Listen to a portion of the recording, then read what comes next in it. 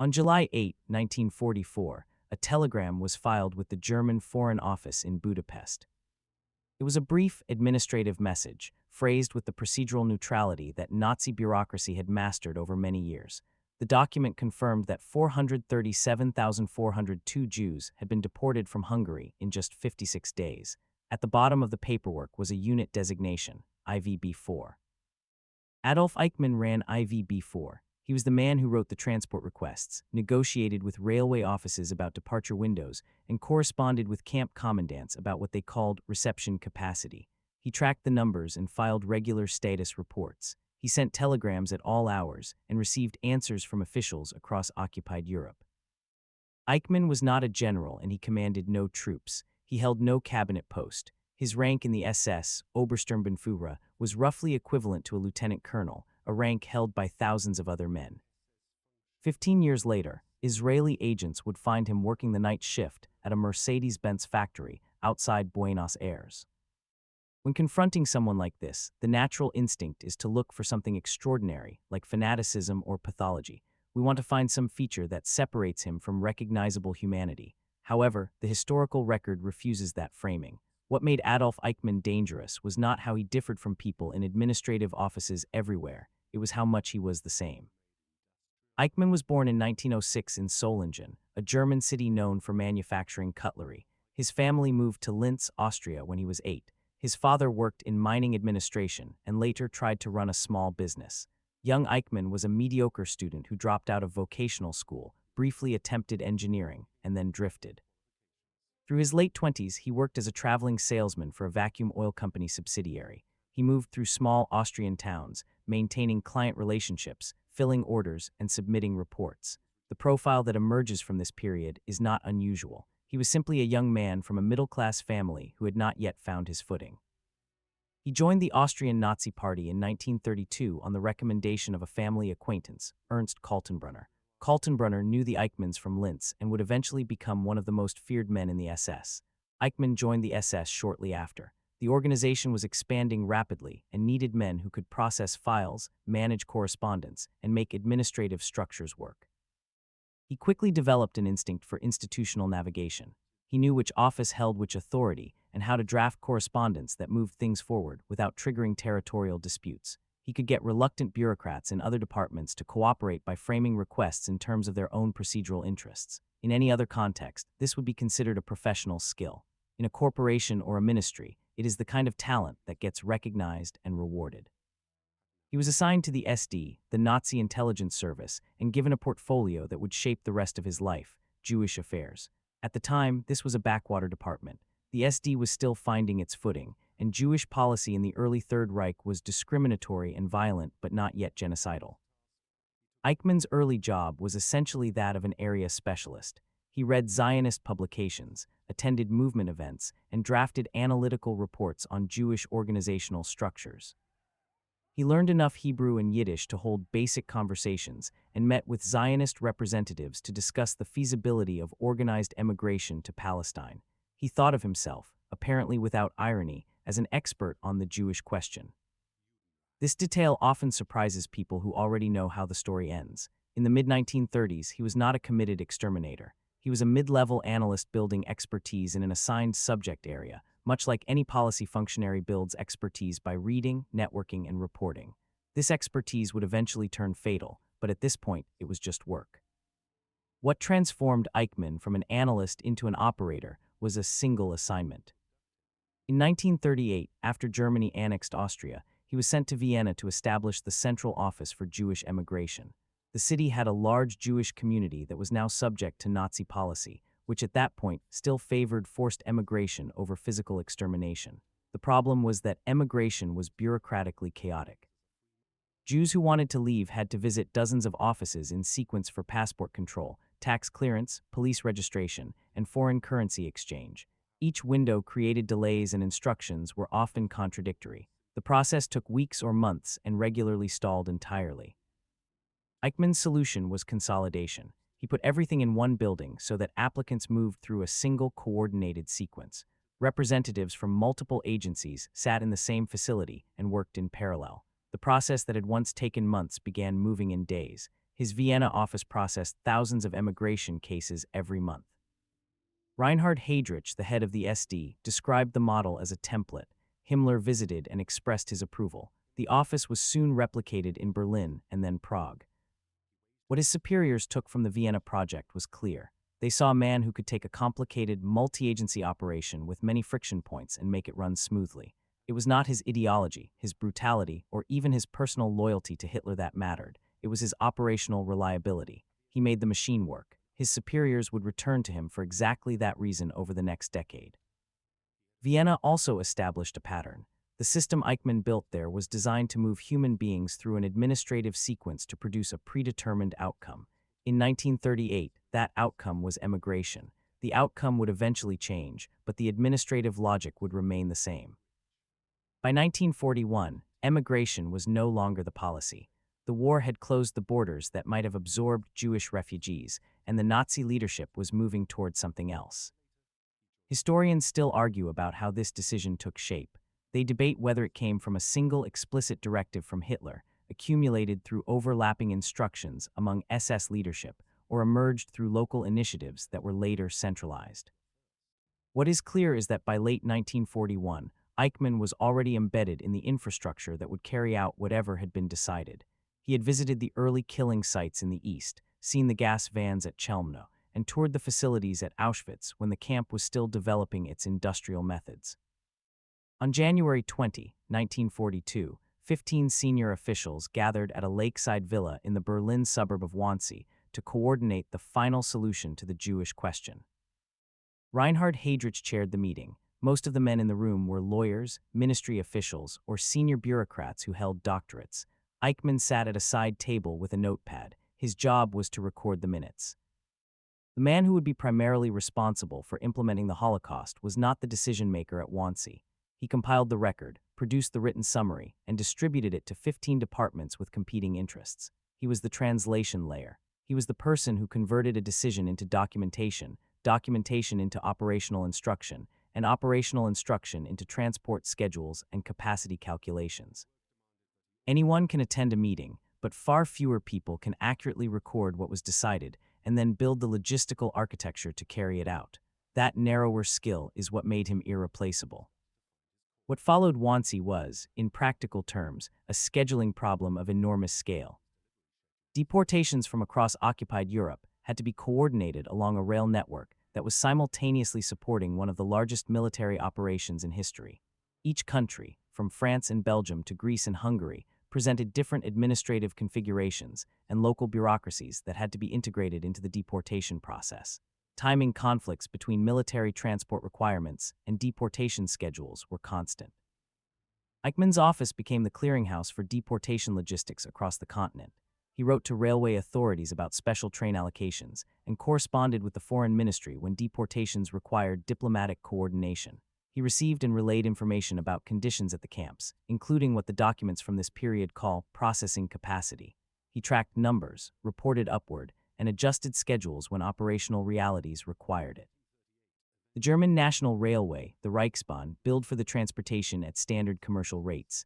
It cost 4 pfennigs per kilometer per person, which was the third-class passenger fare. For groups larger than 400, a 50% group discount applied. Children under 10 rode at half price, and children under 4 traveled for free. The commercial fare structure of ordinary passenger transport had been adapted to bill for the deportation of Jews to extermination camps. The age categories and group discounts remained intact. Someone had to make sure the invoices were accurate and paid, the schedules were maintained, and the capacity at the destination matched the volume of each transport. That was Eichmann's domain. There were genuine operational constraints. In 1942, railway capacity was sometimes a real bottleneck. This was not because anyone inside the system was reluctant to deport people, but because the same rolling stock was needed to supply German forces in the east. His correspondence from this period includes complaints to railway officials and requests for scheduling priority. He solved these problems incrementally by using institutional leverage where he had it and negotiating where he did not. He operated as a logistics manager, running a complex multi-agency supply chain. The cargo was people, and the destination was death. Historians who have worked through these documents note a feature that is difficult to absorb. The administrative language does not shift when the subject changes from deportation to extermination.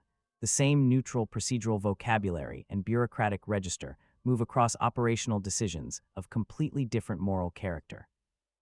The transition from processing emigration paperwork in Vienna to scheduling transports to Auschwitz is invisible in the documentary record at the level of language. The terminology remained constant, only the outcome changed. Nothing demonstrates the machinery better than Hungary, and nothing about Hungary is what you might expect given the state of the war in 1944. By March of that year, Germany was visibly losing. Allied forces were advancing from the south, and Soviet armies were pushing from the east. Senior SS figures were beginning to make private assessments about how the war would end. Himmler was already exploring back-channel contacts with Allied intermediaries. Germany occupied Hungary on March 19, 1944. Hungary had been an ally that maintained its own Jewish population under discriminatory laws, but without deportations. Eichmann arrived within days. Over the following 56 days, 437,402 people were deported to Auschwitz. The crematoria at the camp ran at full capacity. Eichmann had coordinated directly with Hungarian officials, local gendarmerie, and the Reichsbahn for scheduled priority. The deportation rate was unprecedented even within the broader history of the final solution. He accomplished in 8 weeks what had taken years to organize elsewhere. Then Himmler ordered a halt, partly in response to negotiations conducted through various Allied intermediaries. Himmler directed that the deportations stop. Eichmann kept them going. He did not need to. His superior had issued a clear directive, and continuing required him to actively work against the institutional hierarchy that was the entire source of his authority. He found procedural ways to delay compliance and route around the order, keeping transports moving while appearing to be winding down. Whether this represents ideological conviction, bureaucratic inertia, or institutional momentum, historians have not resolved it. What it demonstrates is that Eichmann was not a passive executor receiving instructions from above. He had internalized the project and was, in some meaningful sense, its advocate. Germany collapsed in stages during late 1944 and into 1945. The administrative systems that had sustained Eichmann's function began to disintegrate the way large organizations always do under terminal pressure. He spent the final weeks of the war moving between deteriorating SS units and burning documents. American forces captured him in 1945, but he gave a false name. They had no particular reason to hold him specifically and eventually released him. For the next 2 years, he lived under a cover identity in various German locations, worked odd jobs, and waited. In 1950, he left Europe through a route that had already been used by dozens of other former SS officers.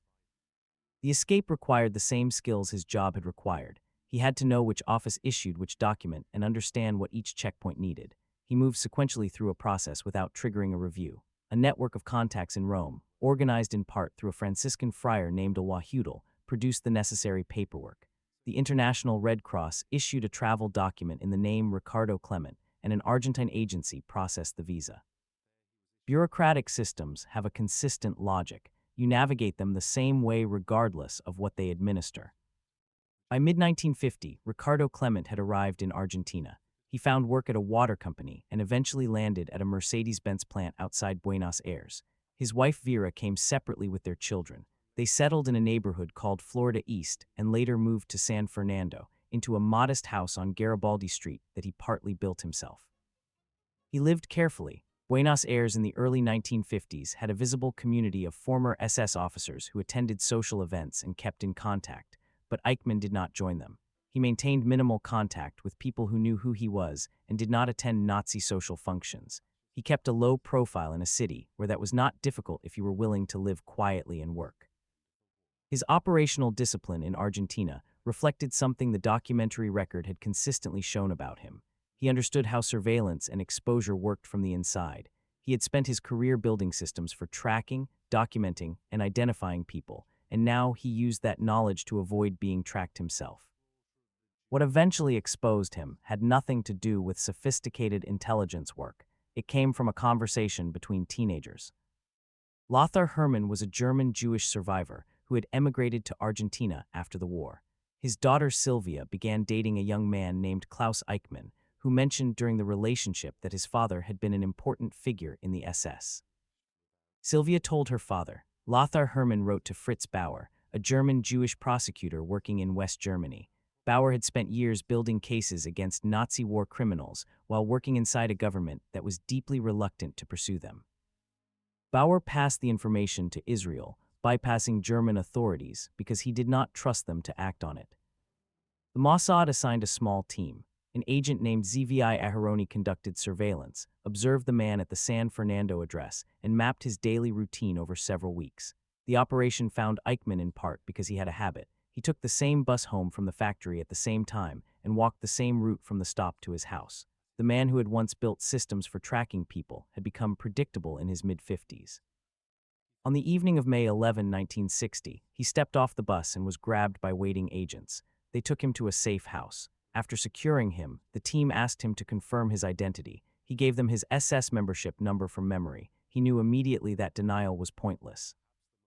The trial opened in Jerusalem in April 1961. Ben-Gurion's government had designed it partly as a historical exercise. The prosecutor, Gideon Hausner, called over 100 witnesses.